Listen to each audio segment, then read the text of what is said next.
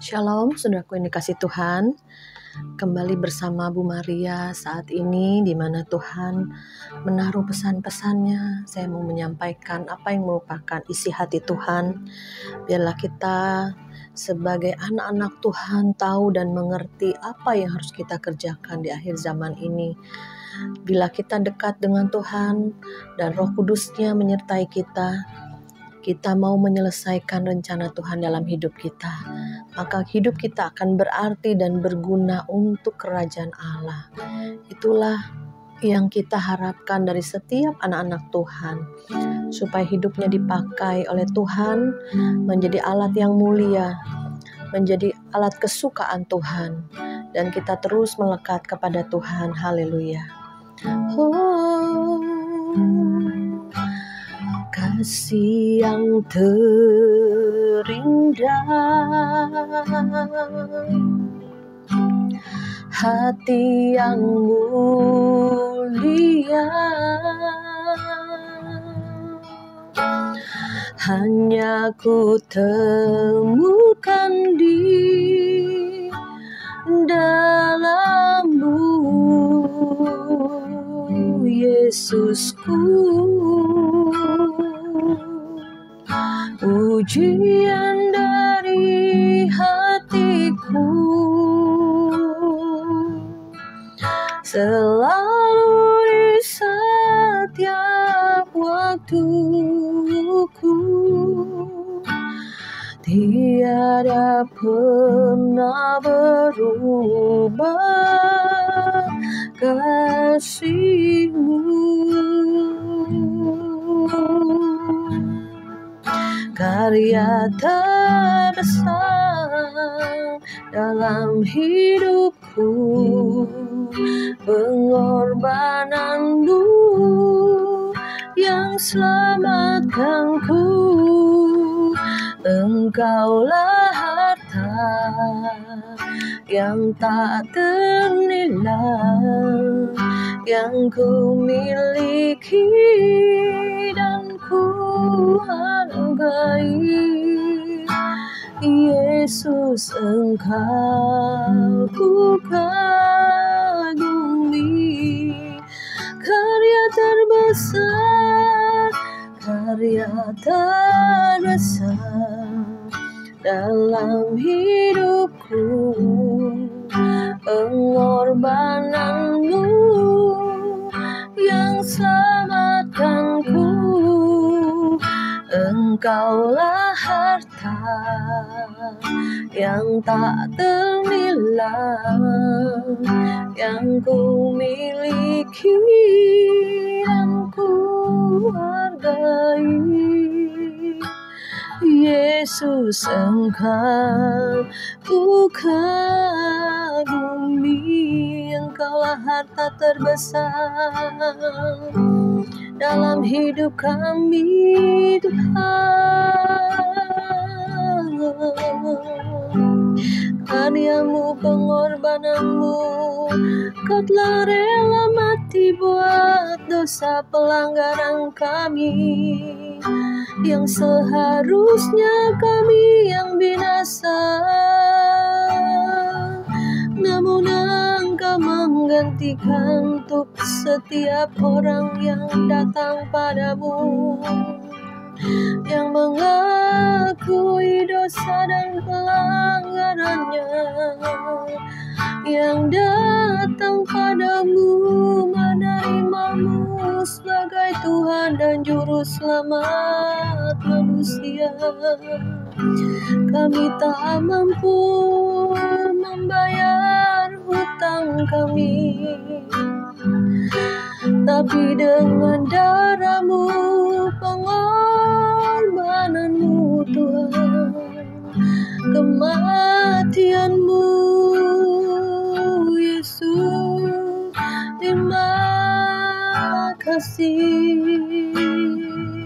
Oh Bapa, ya ralabaya shikaralabaya, shikarabakaralabaya, shikarababababa, sikaralabaya rabaya rabaya shikididididi, Shikara papa papa papa takara labaya sandara labakara la harabakara takara labaya shikidididi. Hina takara taka hina harabah sedebe. Hikara papa papa mengalir Roh Kudus. Urapi kami lagi, kami rindu haus dan lapar akan Engkau, akan kebenaran firman-Mu, sehingga kami lebih dekat lagi mengenal-Mu. Dibukakanlah Tuhan hati pikiran kami, berikan pewahyuan baru yang dikerjakan oleh Roh-Mu, sehingga kami terus semakin dalam dengan Engkau Tuhan, berjalan bersama-Mu. Allah yang menebus kami, biar kami selalu jatuh cinta padamu, biar kami terus menyala-nyalakan Engkau Tuhan, mengasihi-Mu dan menjaga pelita dan minyak terus menyala sampai kedatangan-Mu. Terima kasih Tuhan, pada saat ini kami percaya Roh Kudus yang ada di dalam kami mengerjakan, menyempurnakan kehidupan kami. Terus Tuhan, semakin hari kami berjalan menuju ke Sion, dan Engkau menanti kami. Sabaslah hai hamba-hambaku yang setia. Kami rindu Kau berbicara Tuhan, dan kami mendengar suara-Mu. Dan kami percaya sekarang Engkau sudah di sorga bersama Bapa. Tapi Engkau masih bekerja sampai hari ini, dan kami pun bekerja. Terima kasih Bapa. Biar urapi lidah bibir hamba-Mu, pikiran dan hati hamba, sehingga yang disampaikan adalah pesan-pesan-Mu Tuhan. Dan kami boleh menangkap apa yang Kau mau. Kami terus berjalan dan bergerak bersama Roh-Mu. Terima kasih Bapa, di dalam nama Yesus. Haleluya. Amin. Puji nama Tuhan. Shalom saudaraku yang dikasih Tuhan. Kemarin Jumat sudah kita merayakan Jumat Agung, dan Minggu kita merayakan Paskah.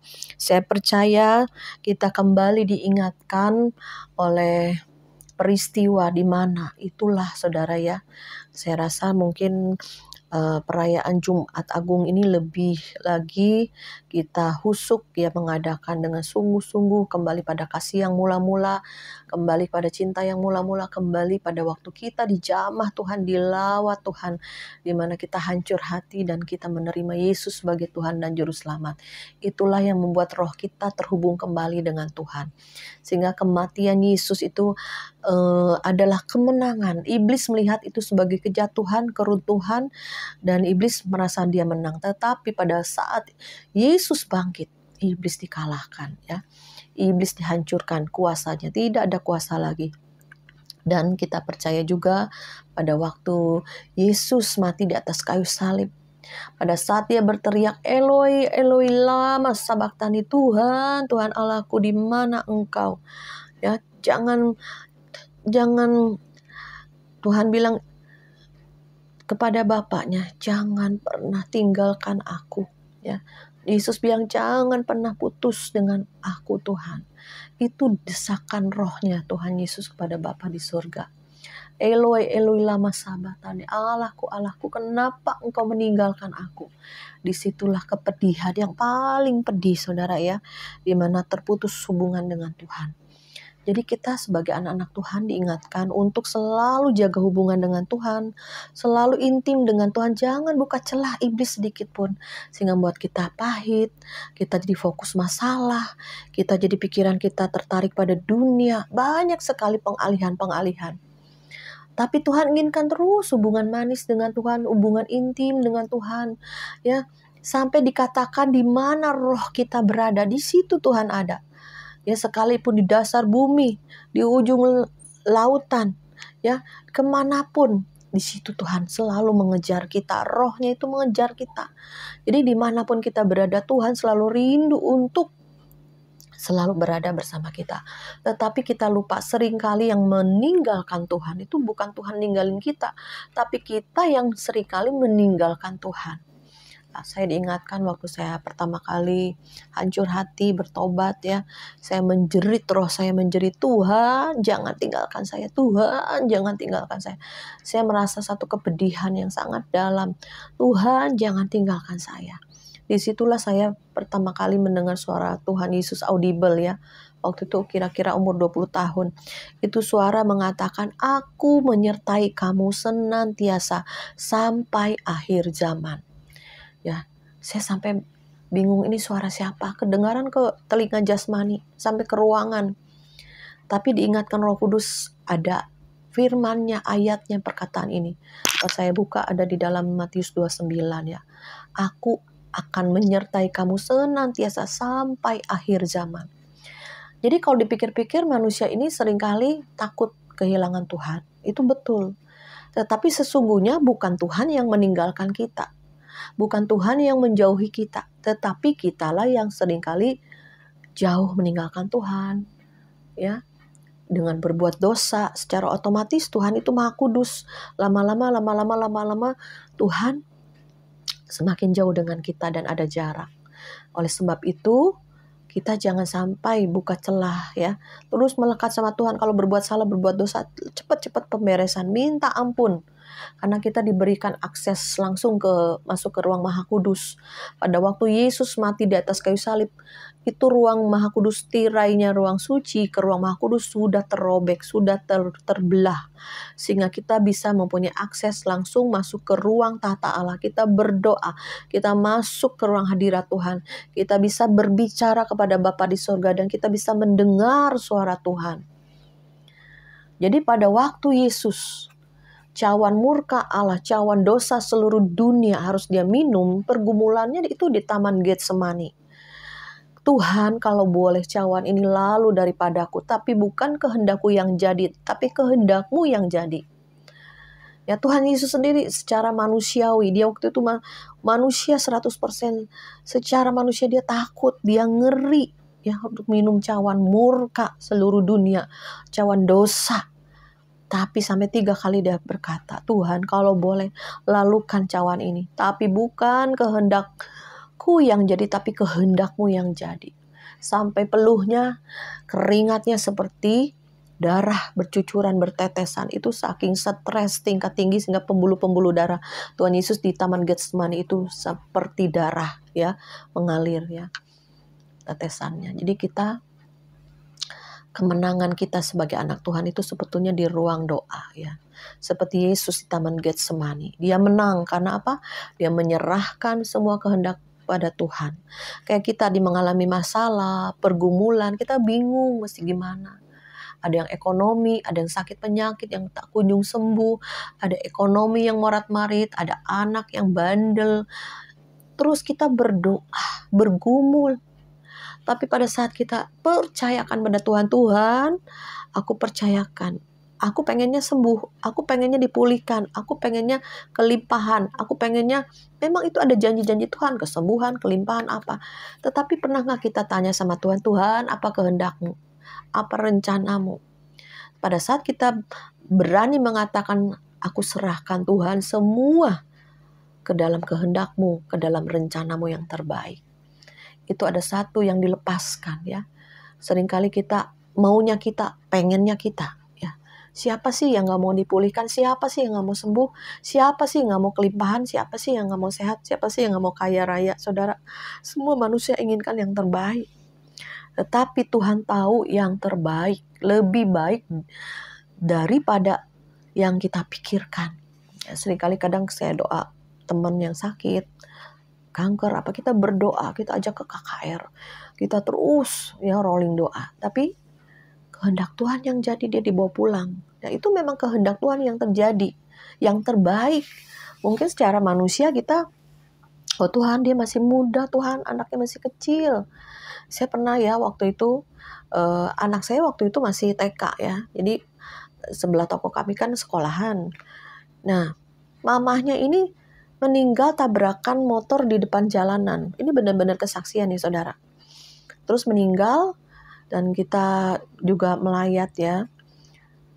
Kita secara manusia, oh Tuhan, kasihan banget ya maminya udah pulang.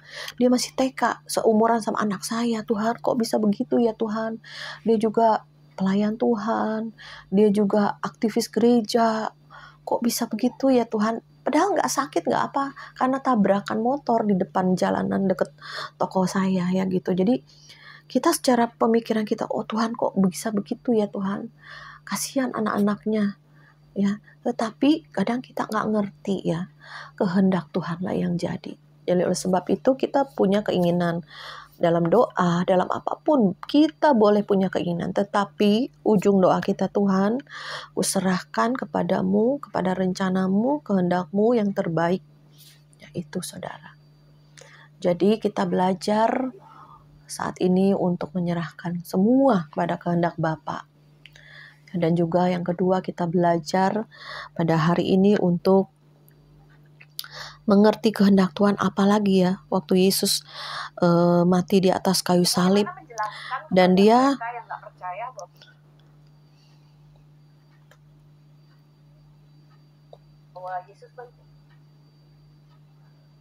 ya, saya bacakan firman Tuhan di dalam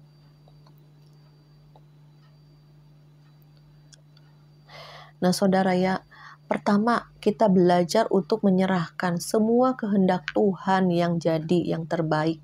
Seringkali mungkin bertolak belakang dengan pemikiran kita, tetapi percayalah, kita anak Tuhan, ya dalam rencana Tuhan. Jadi kehendak Tuhanlah yang tertinggi yang jadi dalam kehidupan kita. Yang kedua, pada waktu Yesus mati di atas kayu salib, selama 3 hari, dia pergi kemana? Kemarin saya pernah bahas ya, bahwa orang-orang yang meninggal sebelum Tuhan Yesus datang, berarti mereka belum percaya Yesus kan? Diselamatkan atau enggak ya? Nah, disinilah ada firman-Nya, saya bacakan di dalam 1 Petrus 3 ayat 18 dan 20. Sebab juga Kristus telah mati sekali untuk segala dosa kita. Ia yang benar untuk orang-orang yang tidak benar, supaya ia membawa kita kepada Allah. Ia yang telah dibunuh dalam keadaannya sebagai manusia, tetapi yang telah dibangkitkan menurut roh. Dan di dalam roh itu juga ia pergi memberitakan Injil kepada roh-roh yang di dalam penjara, yaitu kepada roh-roh mereka yang dahulu pada zaman Nuh tidak taat kepada Allah. Ketika Allah tetap menanti dengan sabar waktu Nuh sedang mempersiapkan bahteranya, di mana hanya sedikit, yaitu 8 orang yang diselamatkan oleh bahtera Nuh. Ya saudara, ini saya bacakan di dalam 1 Petrus 3 ayat 18 dan 20. Sebab juga Kristus telah mati sekali untuk segala dosa kita. Ia yang benar untuk orang-orang yang tidak benar, supaya ia membawa kita kepada Allah. Ia yang telah dibunuh dalam keadaannya sebagai manusia, tetapi yang telah dibangkitkan menurut roh. Dan di dalam roh itu juga ia pergi memberitakan Injil kepada roh-roh yang di dalam penjara, yaitu kepada roh-roh mereka yang dahulu pada zaman Nuh tidak taat kepada Allah. Ketika Allah tetap menanti dengan sabar waktu Nuh sedang mempersiapkan bahteranya, di mana hanya sedikit, yaitu 8 orang yang diselamatkan oleh air bah itu. Jadi Yesus pada waktu mati di atas kayu salib 3 hari itu saudara ya, dia pergi ke dunia orang mati untuk memberitakan Injil kepada roh-roh yang dalam penjara. Ya, itu hanya yang mengerjakannya Yesus ya. Kita tidak bisa menginjilin orang-orang mati. Kita menginjilnya orang-orang yang selagi masih hidup ya saudara ya. Jadi ada pengajaran-pengajaran yang bilang bisa menginjilin orang mati, itu pengajaran sesat saudara ya. Karena dikatakan dalam Ibrani 9 ayat 27, dan sama seperti manusia ditetapkan untuk mati hanya 1 kali saja, dan sesudah itu dihakimi. Jadi kesempatan manusia untuk bertobat itu sekali saja. Setelah mati tidak ada lagi keselamatan atau pertobatan kalau dia di dunia ini tidak mau terima Yesus. Jadi saudara, kita saatnya untuk memberitakan Injil bagi orang-orang yang masih hidup, dan kita boleh menjadi berkat bagi banyak orang. Kita harus berpegang kepada Injil keselamatan hanya melalui Yesus.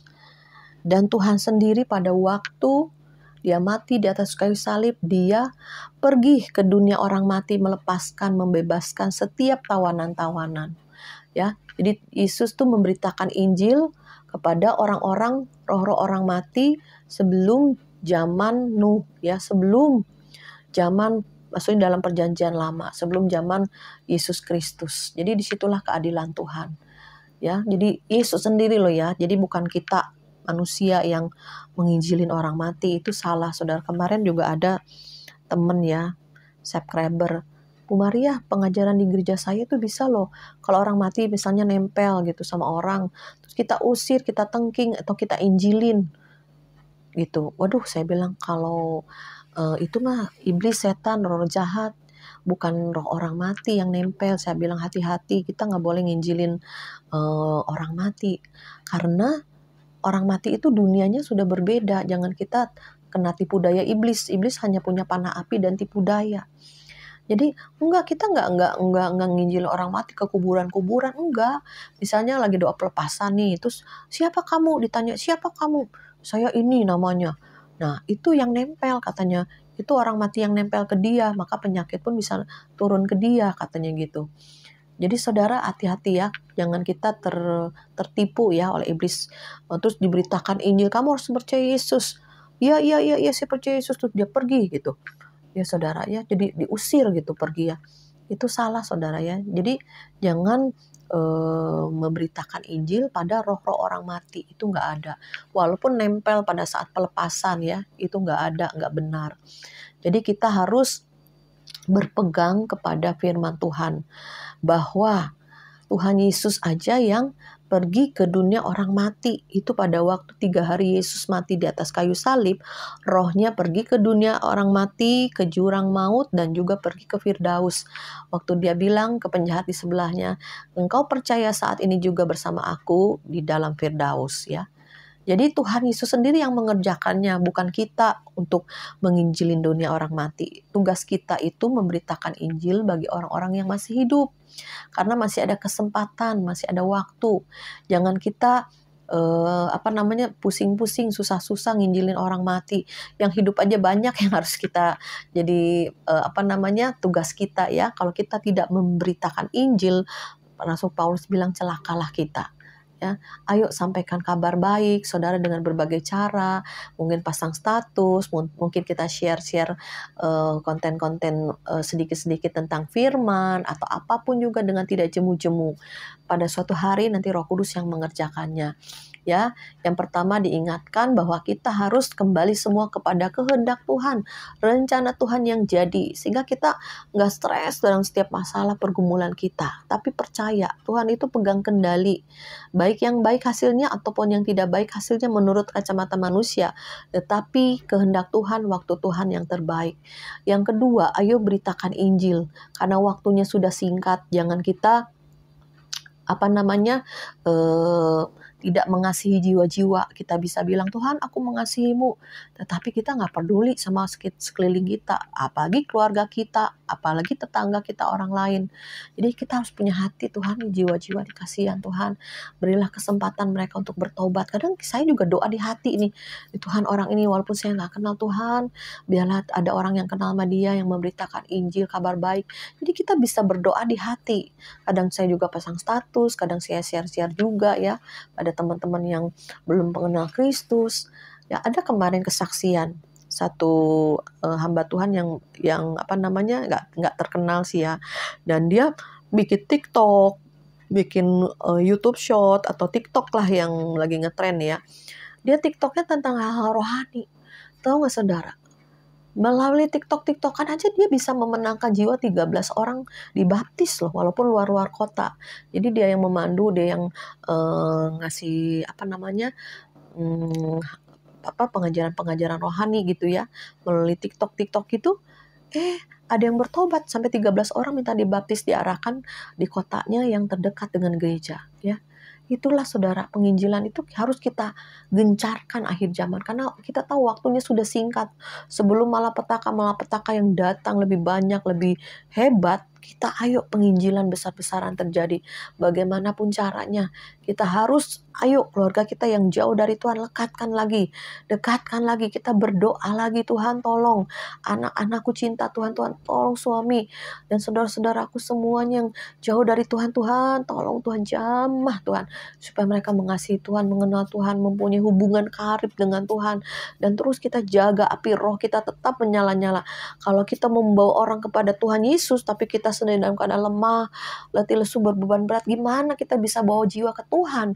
Kita harus kuat, strong ya di dalam roh, sehingga kita bisa bawa mereka untuk kepada Yesus, untuk kenal Yesus, untuk percaya Yesus. Ya, apapun yang kita hadapi ke depannya bukan hal-hal yang mudah, tapi bersama Tuhan kita mampu, bersama Tuhan kita bisa. Bersama Tuhan YouTube As Agape ini juga bisa menjadi berkat bagi banyak orang. Saya percaya Tuhan tidak pernah meninggalkan kehidupan anak-anaknya. Percayalah, jangan sampai kita yang meninggalkan Tuhan, sebab Tuhan tidak pernah meninggalkan kita. Mari kita berdoa. Bapa di surga, saat ini kami belajar, diingatkan oleh firman-Mu, oleh Roh Kudus, bahwa kami selalu mau intim dengan Tuhan, dekat dengan Tuhan, dan kami tidak bisa jauh dari Tuhan, karena habitat kami hanya di dalam Engkau, dekat dengan Engkau, dan kami selalu haus dan lapar akan hadirat-Mu, akan keberadaan-Mu, sehingga kami semakin hari lebih peka mendengar suara-Mu, lebih dekat Tuhan, sehingga kami tahu arahan tuntunan kami ke depannya Tuhan, baik buat pekerjaan, baik buat keluarga, baik juga untuk segala masalah pergumulan apapun yang kami tahu Tuhan turut bekerja untuk mendatangkan kebaikan. Yang kedua, kami mau memberitakan Injil, kadang waktunya sudah sangat singkat ya Tuhan, dan Engkau sudah mati bagi kami, dan Engkau Tuhan memberitakan Injil sampai hari ini juga Tuhan mendatangi orang-orang yang tidak mencari Engkau sekalipun. Engkau mendatangi melalui mimpi dan penglihatan, dan kami juga terus bekerja sama dengan malaikat-malaikat penuai untuk menuai jiwa-jiwa. Terima kasih Tuhan, walaupun sebagian kecil kami mengambil Tuhan dalam pekerjaan-Mu yang besar itu Tuhan, dan kami mau Tuhan, ada satu kerinduan kami akan hal itu. Terima kasih Bapa, biarlah kerinduan itu Tuhan menyatu, dan setiap orang-orang yang mendengar YouTube ini, mereka kerinduan mereka untuk dekat dengan Tuhan dan menjadi ahlak-Mu yang mulia di akhir zaman. Terima kasih Bapa, di dalam nama Yesus kami mengucap syukur dan berdoa. Haleluya, haleluya, haleluya, amin.